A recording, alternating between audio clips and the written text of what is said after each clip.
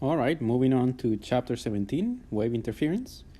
So this is problem 68, says that you're standing 2.5 meters directly in front of one of the two loudspeakers shown in the figure.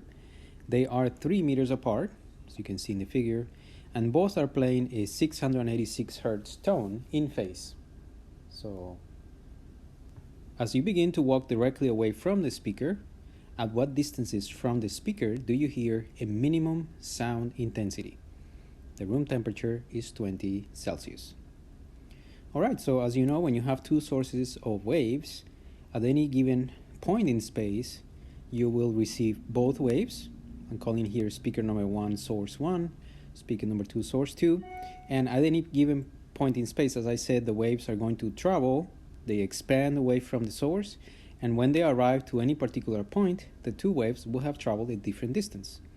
We're going to call the distance traveled by wave number 1 R1, and the distance traveled by wave number 2, we're going to call it R2. So before we start walking here in this problem, at the point where we're starting, I would like to find out what is the difference in phase between the two waves.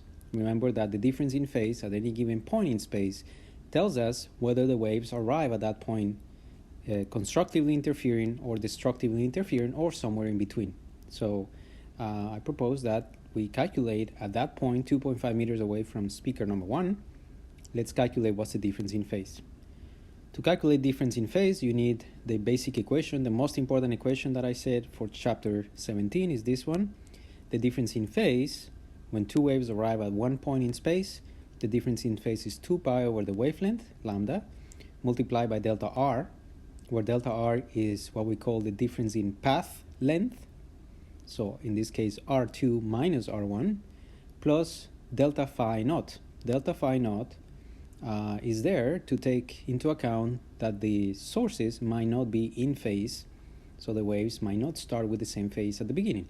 But in this problem, because it says that the two speakers are in phase, we know that delta phi naught is 0. So we don't have to worry about that. So what are the distances that we're dealing with here? One is 2.5 meters, R1. R2, because we're looking at a right angle triangle here, R2 would be the square root of 2.5 square plus 3 square. And that gives us 3.9 meters. So delta R is 1.4 meters. So looking back at our equation for delta phi, we know that we have now delta R. And remember that we're looking for delta phi. So we need to find the wavelength, lambda, which is not explicitly given in the problem, but we know that the problem is giving us the frequency, 686 hertz. The problem speaks about sound waves, so we know that the speed of sound is 343 at 20 Celsius. So the equation lambda f equals v, you can solve for lambda, v over f, to get lambda in this problem of 0.5 meters.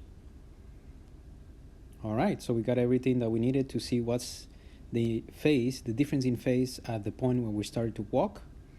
So plugging in the numbers, 2 pi over lambda, 0.5 meters, times delta r. Delta r is 1.4 meters. We get 5.6 pi. So the difference in phase is 5.6 pi. Notice that it's not an even multiple of pi. It's also not an odd multiple of pi. It's between 5 and 6 pi.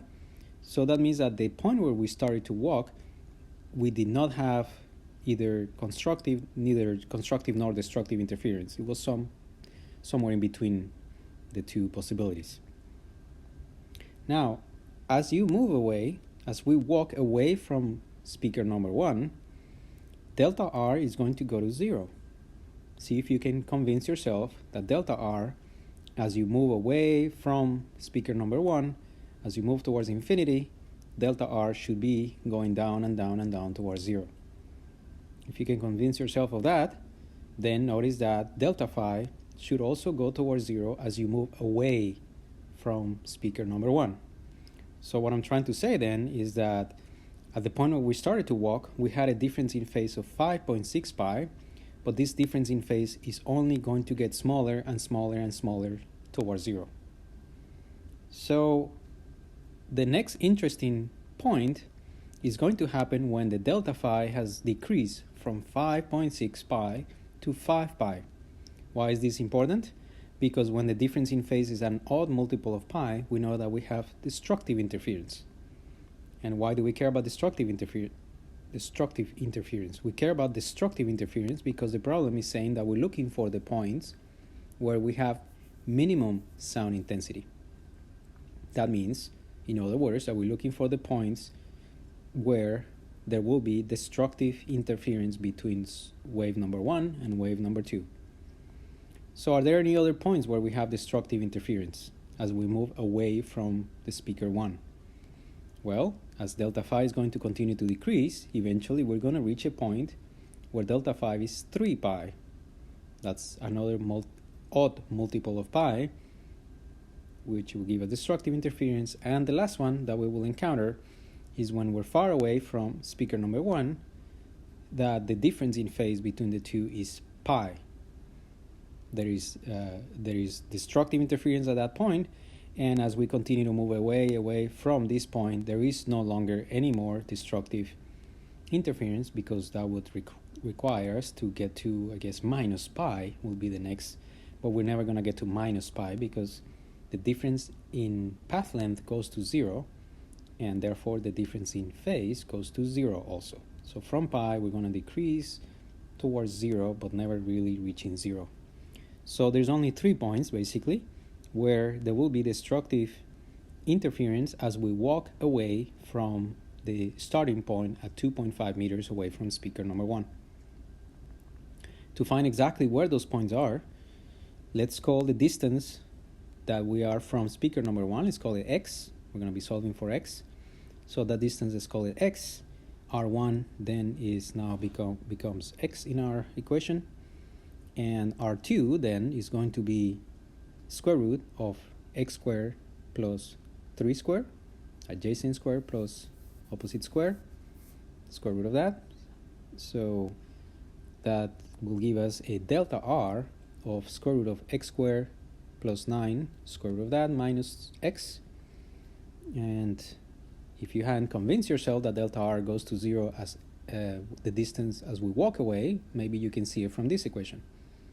Notice that delta R should go to 0 as x goes to infinity.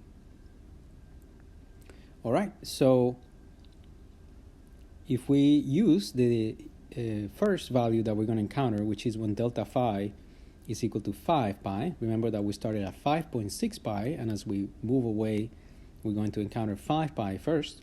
So starting with 5 pi for our delta phi, in our little equation here, delta phi equals 2 pi over lambda times delta R, we get a 5 pi on the left-hand side.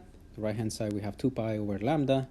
Lambda is 0.5 meters, and delta R is this expression in the square parentheses. So we're looking to solve for x. So cancel pi on both sides. 5 times 0.5 is 2.5. Divide by 2 is 1.25 on the left-hand side, equals the square root of x squared plus 9 minus x. We are going to add x on both sides, so 1.25 plus x equals the square root of x squared plus 9. Square that on both sides, square on both sides, so the square root goes away. Square root on the right hand side goes away when you square it, and we get 1.25 plus x, all that square. Use the binomial theorem, so 1.25 squared plus 2 times 125 times x, which is 2.5, plus x squared equals x squared plus 9. Cancel x squared on both sides, and 2.5x equals 7.4375, and you solve for x divided by 2.5 gives you 2.975 meters, and we're going to round these to two significant figures to 3 meters. So that's our first point. That's the first point where we're going to hear a minimum of sound intensity, and that happens 3 meters away from the speaker, or when you have walked away an additional 0.5 meters from your starting point. All right, the next point to check is the 3 pi difference in phase. So the math is the same, except that on the left hand side we have 3 pi instead of 5 pi. So we go through the same steps. Hopefully you can follow the math. We already did it once. On the left hand side you end up with 3/4 if you write it that way. Then add x, then square on both sides, binomial theorem, cancel x squared, solve for x, and your final answer is 5.6 meters.